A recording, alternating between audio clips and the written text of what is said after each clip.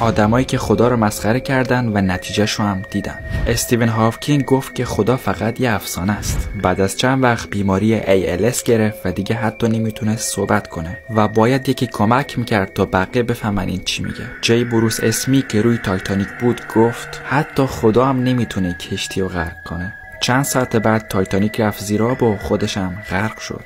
جان لینون گفته بود که ما از خدا هم مشهورتریم. چند سال بعد یه طرفدار دیوونش زد با چند تا گلوله کشتش. اکس اکستنشن گفته بود که یه سال دیگه مردم منو میپرستن، ولی خودش توی دعوا کشته شد. یوری گاگارین فضانورد گفت من تو فضامو هیچ خدایی نمیبینم.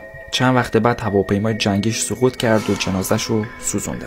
مرلین مونرو وقتی که راجع به یه حضرت صحبت کرد گفت من نیازی به خدا و حضرت ندارم.